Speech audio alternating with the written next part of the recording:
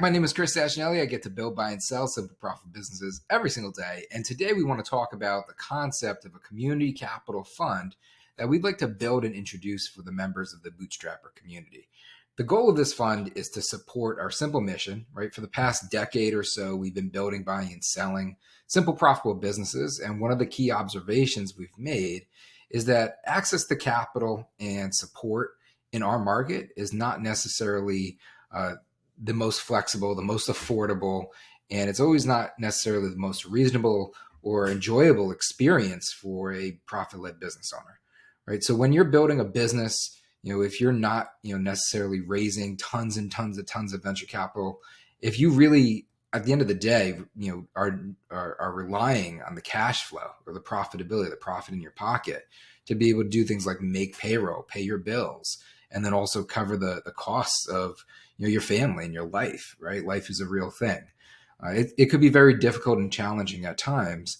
And we've made an observation that there's not really a lot of things in place to be able to incentivize capital to flow in an efficient, effective manner into our market, right? Into the profit-led business or bootstrapped business market. So we are on a mission and we want to create the most affordable and flexible capital for profit-led business owners.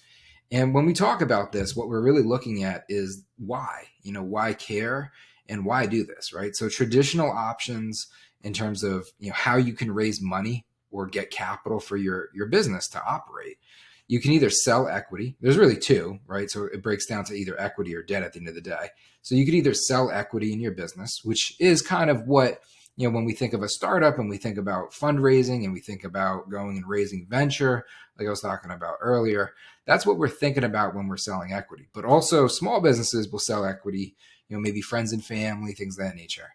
The reality is, though, if you're spending 20 years or investing 20 years of your life to build a profitable business, to build a meaningful and valuable business, then giving up equity when the concept of the pie or how large the company's going to get is constrained, it's not going to get bigger, right? There's not a bigger pie. Venture makes sense because the companies that venture capitalists are investing in, they can go from $1 million to $100 million to $1 billion to now hundreds of billions of dollars in value relatively fast. You're talking like decades, right? A small business, we're typically limited in terms of the customers that we serve, the processes in which we have to follow, the communities in which we operate within, right? So there's different capacity constraints in terms of how big our business can typically get.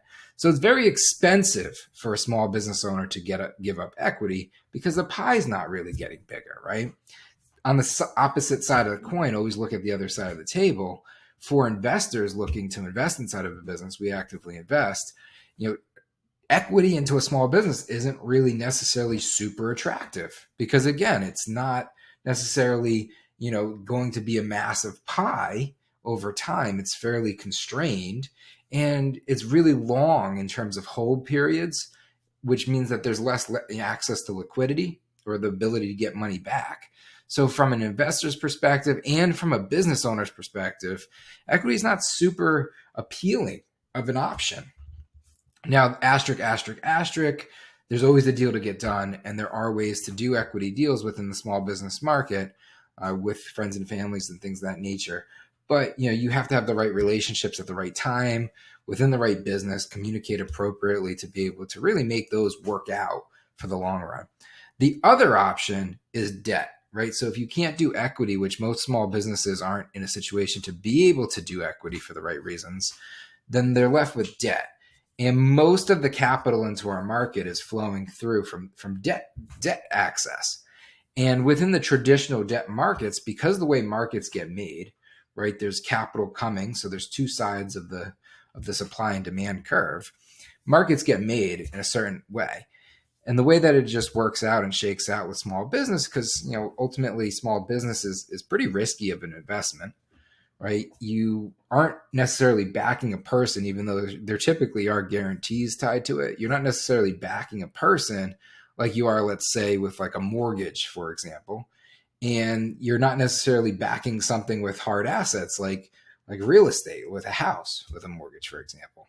So the risk is typically a little bit higher. Most businesses fail over time, right? So for those reasons, costs have to adjust for risk. So there's typically higher cost of capital when you're dealing with debt in the small business market. And the repayment cycles are typically very fixed repayments, right? Just like a mortgage. So you're making a payment on a consistent schedule or consistent basis. And because of the consistency of these repayments with higher cost of capital, it becomes very heavy on the business, right? And heavy on the business in the fact that it kills cash flow. It kills the ability to have free cash flow because you're left servicing, right? So even if you're running a profit-led business, and you're optimizing your business for profitability, you're still left at the end of the day servicing that heavy fixed repayment, regardless of if you're more profitable or less profitable or whatever the margin is, which changes over time because businesses change with the life cycle of the company. Sometimes you make more money, sometimes you make less money. They're cyclical, right? And there's different things that variably impact that. Regardless of what's going on in the micro or macro economy impacting your business, right? You still need to make those payments. And the payments are coming in and they're just crushing and killing that free cash flow, which takes away your freedom to make reinvestments back into the business to improve the business or optimize the business over time. So from a traditional option perspective, we feel like there's something that needs to be fixed here. There's a problem worth solving. It's a massive market with 30-something plus small businesses, right? The backbone of the American economy. Vast majority of employees are employed by small businesses in the United States. Major driver in terms of the economy. And I mean, it's the dream, right? It's the American dream. Own a business, own a home, right? The ability of ownership, freedom to decide. So we want to support the market as a whole. And the way in which we would like to support the market is to solve for the problem of flexibility and affordability, right? Traditionally, most folks look at affordability first, right? So that's why in our mission, it's the most affordable and flexible. Affordability because that's where the eye tends to go because it's like the cost, right? The interest rate or different ways in which we determine the cost of capital, fees, etc.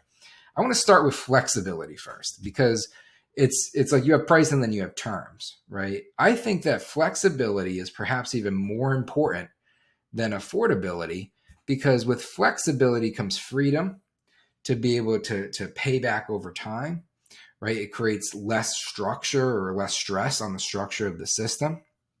So when we're looking at flexibility, what we're really trying to design is something that's calmer. It's something that's more flexible. It's something that's more congenial to to a small business. It's something that hopefully supports sustainability of your business over time, right? So when we're looking at flexibility, we're aiming to create the most flexible in terms of a repayment option. And as opposed to fixed debt, where it's that fixed cycle regardless, you're making that payment whether your business is doing good or your business is doing bad. You need to show up with that check and make that repayment, in order to stay within good standings. With our structure, what we would like to design is something that ebbs and flows with the performance of a business over time. We know, because we're business owners ourselves, we've been doing this for a very long time. We know what it's like in terms of the ebbing and flowing, the up and down life cycle of a business, right? Sometimes business is really good and you're making lots of money. Sometimes it's bad. Sometimes, because we think we're trending in a certain direction, we maybe hire more people or we overhire or we invest in more infrastructure than we should.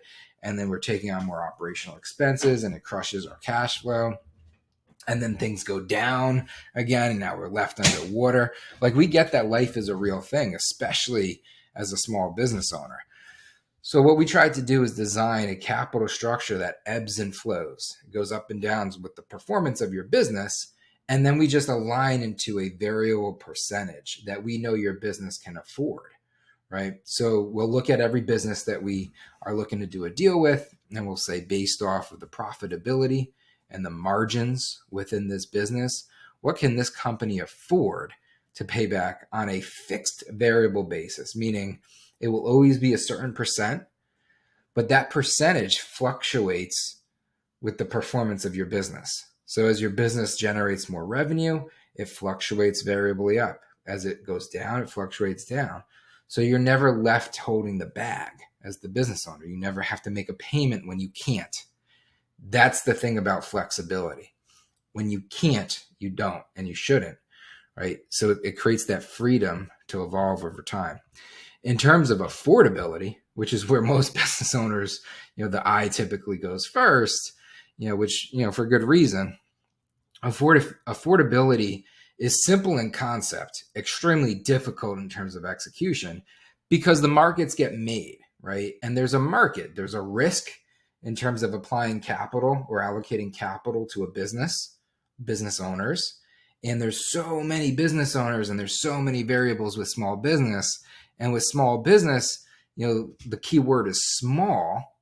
So within being a small business, there's even more inherent risk because a lot of things could go wrong, right? Think about it like real estate. If you only have one door on a house and then you lose your tenant, you lose all your cash flow. That's like a small business versus a large apartment complex, which has thousands of doors, and one tenant leaves. It's like, it's a rounding error. Small business, it's the same. And that's why there's, such a cost of capital when it comes to the SMB market. That's why there's really restrictive terms and covenants and all these things, because the risk lives inherently within the market itself, just by the nature of what it is. And because of that, the market demands a certain cost, right? So there's a cost, there's an inherent cost of capital. So for us, the job is simple. The job to be done is simple. It's aspire to deliver the lowest cost of capital solution to business owners, to small business owners. The execution of that is complicated because you're navigating you're trying to break a social norm. You're trying to work within a structure that already exists, and you're trying to disrupt it. You're trying to change it. We think that we figured out a way how, and we're pretty proud of the concept that we've been able to come up with to be able to solve for this problem. And we've done it in a very creative way by building a better business, specifically the business that we've built over at Simple Holdings, which is a portfolio of brands that provide solutions to this market. So when we look at affordability, we're looking for, can we provide as low as 0% interest? We don't even want to really use the term interest, but can we provide a zero cost of capital, zero interest, zero fees, zero cost of capital? If so, that's amazing, right? That would be great. That plus a flexible, performance-based ebb and flow, that's an amazing offer. Can we do it where there's no personal guarantees? So you're not putting up your house or, personal collateral. Can we do it where, folks can repay and get out of having any sort of burden on the business at all, be free and clear as quickly as possible without any fees or costs associated with that restrict that? That would be amazing. Freedom to decide. Can we do it where it's just quite literally simple, where it's performance-based capital? It is what it is, and you repay it back over time based off the performance of your business, specifically the performance of your business, right? So it's functional, flexible, and it feels good. On top of that, can we tie our capital into the full platform of solutions that we've been building over at Bootstrapper Capital? So can we apply capital? Can we deploy capital? Can we allocate capital to great businesses and at the same time unlock the support, right, from our entire ecosystem of brands, both the ones that we own and operate, as well as the ones that we partner with within our broader ecosystem, so that we can truly provide community, connections, and capital. Community amongst each other, so that hopefully, we can maybe even socially diligence to a certain extent each other's businesses. Social accountability is a very important thing. Make sure we do and say and support each other for the right reasons at the right time to get to the right outcomes. Connections to solutions, right? Can we actually get people connected with the things that move them forward in terms of unlocking value, building wedge equity, mastering the 5 exits of ownership, so that we do achieve higher valuations, better terms on investment, larger exit multiples when it's time to sell, right? Put more profit in our pocket while we own the business. So can we build a meaningful ecosystem? And that's what we're committed to at Bootstrapper Capital. Outside of the community capital and the performance-based capital solutions that we're bringing to market, It's all about, can we build a portfolio of brands designed to help business owners, specifically profit-led business owners, access affordable and flexible solutions, not just capital, but solutions across the board to build, buy, and sell profit-led businesses, right? We think that if we can do this, if we can apply and achieve the goal for the capital as well as the solutions, then we could provide an ecosystem where everybody can start with a plan, right? So we typically start with a simple plan. We understand the valuation of the business. We'll leverage the data that we have, the insights that we have from our business brokerage that we run, simplebroker.ai. We'll get into a valuation of your business. We'll understand what your business is valued today. And then why? Why is it worth that? What is the market looking at, right? So what is the key decisions around that valuation? And by knowing the why, we can then connect it to the how we can make it more valuable over time. And that's the process of building wedge equity, which wedge equity is the incremental growth of equity in your business. It's how you build a more valuable business over time, right? That's how you can unlock value, get to higher valuations, right? Can we accomplish that, right? Can we put together a simple plan? Can we identify how we could build the wedge, how we can unlock value? And then can we connect? Can we remove the blockers? Can we connect you to the solutions, right, that help you execute that plan? Because just because we have a plan doesn't mean we follow it. And what we've found in our observations working with small business owners over the years is, even though we have a plan, doesn't mean that we change what life is. And life is a real thing.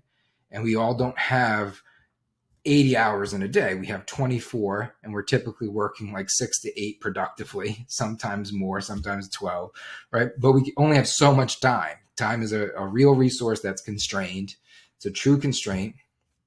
So sometimes we don't have the time to do things and follow the plan. In another situation, sometimes we don't have the know-how. We don't have the knowledge. We don't know how to do it. Just because we know we need to do it doesn't mean we necessarily know how to do it. If I needed to go and work on my brain right now for brains, I don't know how to do that. So I'll go find a specialist that does.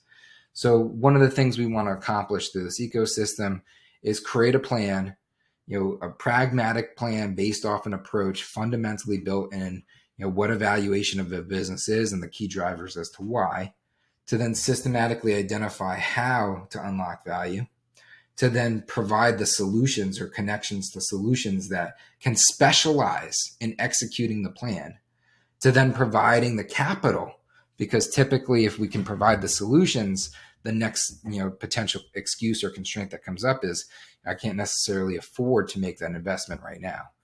So then we want to be that capital partner of choice. We want to be your capital partner of choice until you no longer need one, right? That's what we want to accomplish here with this community capital concept in terms of the fund that we're looking to put together. And it may not be a fund structure. It may be some other continuous capital structure. Almost maybe in my mind, it could be similar to that of almost like a community credit union in a sense, where members have ownership in this overall structure to some extent. And we're kind of doing it together, right? Making each other benefit in the long run as we work together, support each other, build better together, right? So that we could build simple, profitable businesses. If this is interesting to you at all, if the concept of what we're trying to solve for and what we want to build and bring to market is something that's appealing, right? Maybe you're a business owner and you want to potentially learn how to tap into this and become one of the pilot clients within this structure. We want to have that conversation and we want to be able to go through a diligence process and see if it would make sense.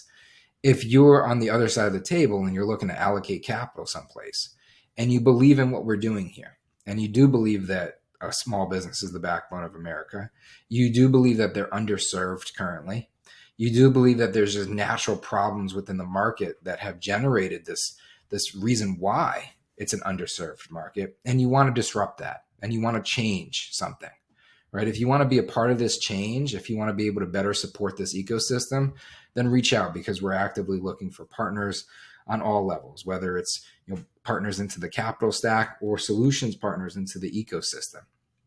Reach out to us over at Bootstrapper Capital. We'd love to hear from you. Thank you for taking the time.